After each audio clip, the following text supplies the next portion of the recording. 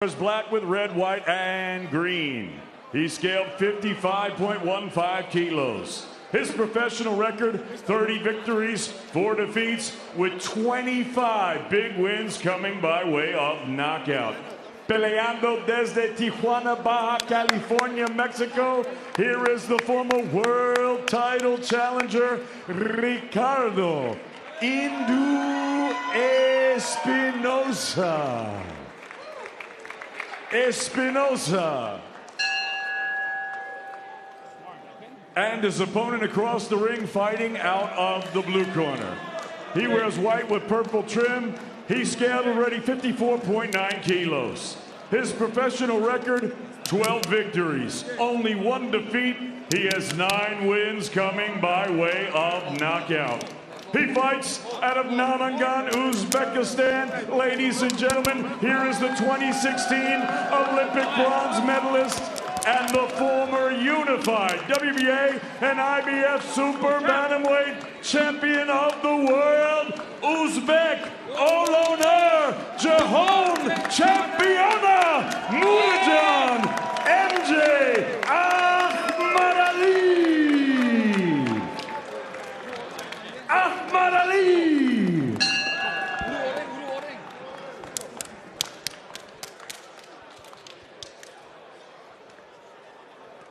Gentlemen, remember, we have an agreement, a clear and clean fight. Touch gloves. Good luck. Well, these two men hit hard. And Akhmadaliev returning to the ring for the first time in a year. Boxed a year ago tonight on the undercard of Sonny's fight against Bam Rodriguez. Whereas Espinoza has boxed twice this year. Will he have the edge in activity? Underway then. This is a fight for the interim version of the WBA Super Bantamweight title, but it might be all the more important if Inoue decides to go in a different direction in 2025, because then the winner here tonight will be upgraded to the status of full champion. We've seen that happen this week in the women's lightweight division, with Katie Taylor relinquishing the WBC belt and Caroline Dubois being upgraded to full champion status. I think this is a good fight back for Akhmadaliev. Espinoza, he's relentless. He does not stop coming forward. Very, very naturally aggressive. And straight away, you look at the record, 25 knockouts. And you can see puncher. And you can see he started the fight straight away. No respect. He threw as heavy a hand as he can. He's trying to get to him.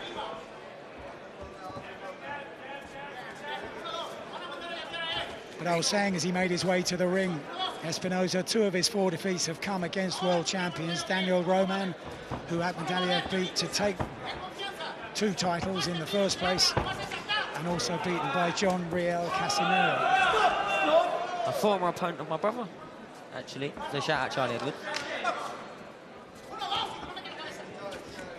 I think MJ would prefer an opponent that's going to come forward. When you've been out the ring for a year, it's hard to find your time and your distance. You can do all the sparring in the world, but I think when there's someone in front of you who's aggressive, you don't have to go looking for the shots. It makes it that much easier. I was out the ring for 14 months. The first guy I fought, Domenico Sparti, he just come ploughing forward. I didn't have to go looking for him, and that made life a little easier for me in the early stages of the fight. But I think straight away, Akhmadaliev, he's quite happy to, you know, try and find the range, try and find the openings right now. He's not really letting too much go, but you can see he's having a good look. They're battling with the front foot, though, stepping on each other's toes just then. And he can dig too. 12 wins, 9 of those have come inside the distance. And when you imagine and think about the quality of the opposition he's faced, 12 fights, 5 of those have been world title fights. Not the first of the pro recruits from the ex-Soviet republics to make very quick progress in the professional ranks. Espinoza just treading on the foot of Akhmadaliev. A couple of times you just see him fall off balance. That happens. Southpaw orthodox. Oh. Nice 1-2 there. Check hook to turn the corner.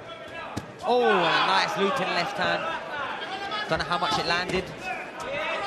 Both fighters with clear intention to throw some heavy shots in the first round. 3 left hands landing.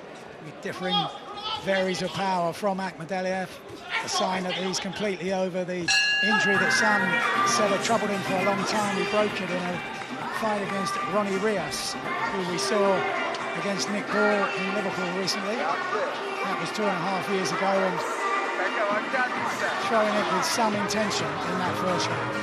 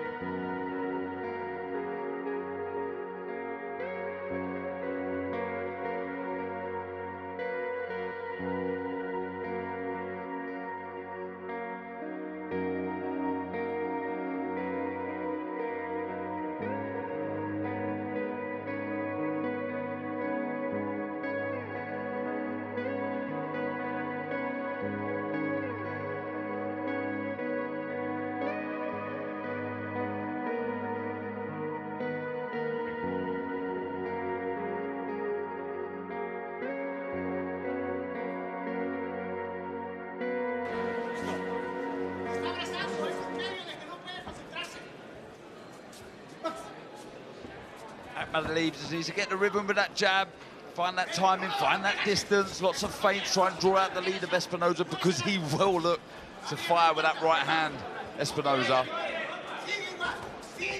And the WBA badge fell off the back of Espinoza's shorts. Hopefully for him, that's not foreboding. Oh! Both fighters landing simultaneously there, strong shots, but there was success before that from Akhmadaliev, and again, he's just finding that inch to get away.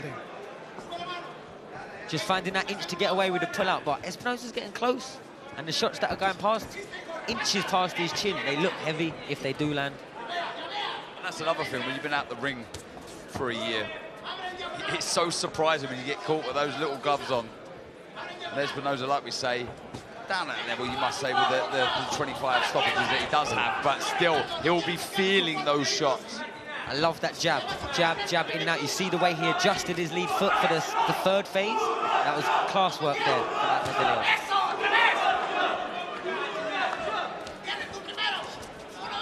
Making a miss again with inches.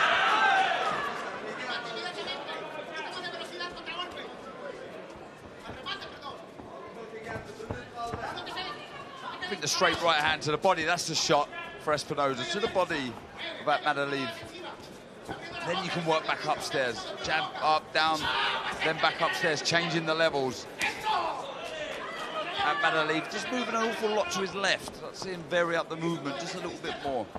But I think where there's split stances with the Orthodox and Southpaw, he's trying to make the distance diagonally backwards. He's going back and then he's turning that corner, because that right hand is a lot further away than the left hand. And a lovely left hook.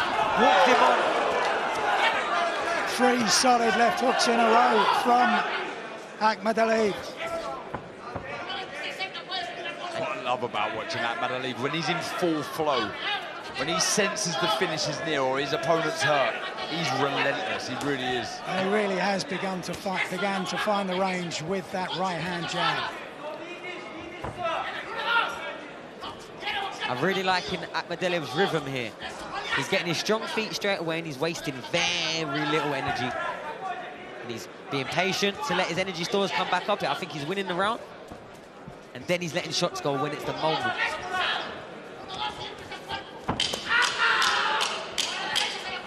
They like that one in the corner. Getting the Spanish commentary for free here in the corner. And these headphones are definitely not noise cancelling, I'll tell you that.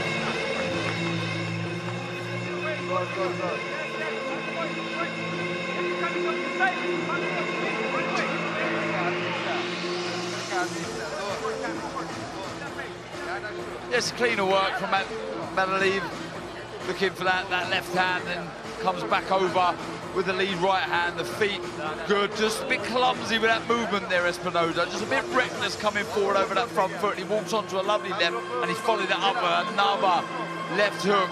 Akhmadaliev, good round. And you can see he didn't really turn the right hook. That kind of caught as a cuffing, but the left hook that came after was really stiff.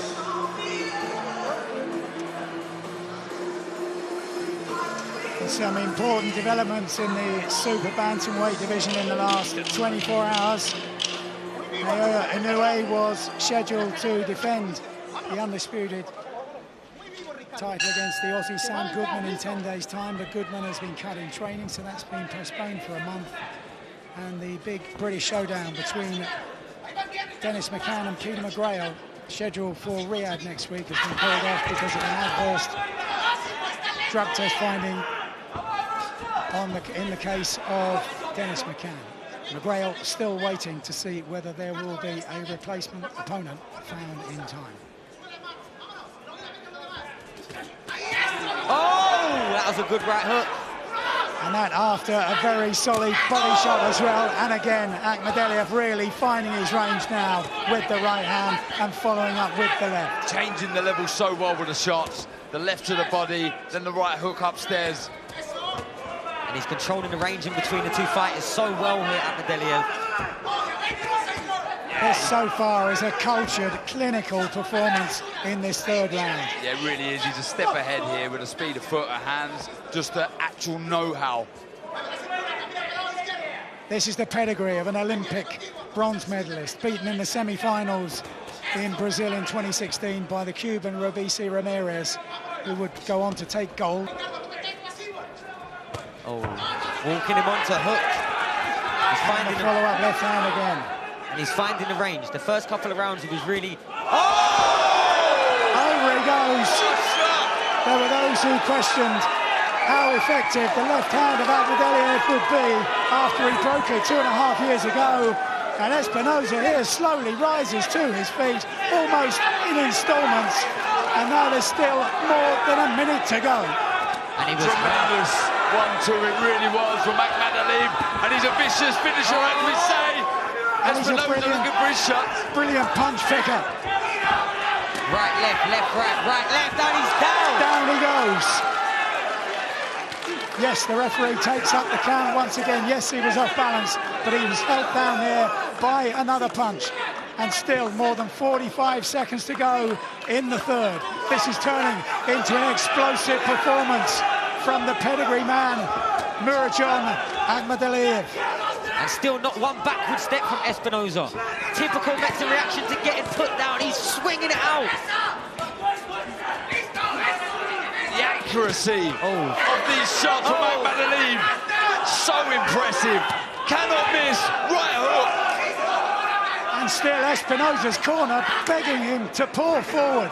They still think he can pull something out here, despite being floored twice, despite coming under huge pressure all over again. He's been beaten by 2 world champions, and he's on the cusp of completing the hat-trick here, but still flailing, still throwing shots, and down he goes once again. And this time, the referee waves it off. And Espinoza, in fairness, showing very little in terms of intention to get out. And so that, in the end, is a quite brilliant performance from the former world champion, who has sent a message to everyone in the super bantamweight division. Exactly that, Mike. That is a message. That is a statement to the rest of the division. Don't sleep on me. I've been out the ring a year, but look what I can do. He's a special talent, and that was a special victory. What a finish from Akhmadaliev. And suddenly, Naoya Inoue against Akhmadaliev has become one of the biggest fights in boxing. Oh, tell me who wouldn't want to see that fight. After that victory, the manner in which he ripped Espinoza to pieces with razor-sharp accuracy and power. That is a fight we must see. It has to happen.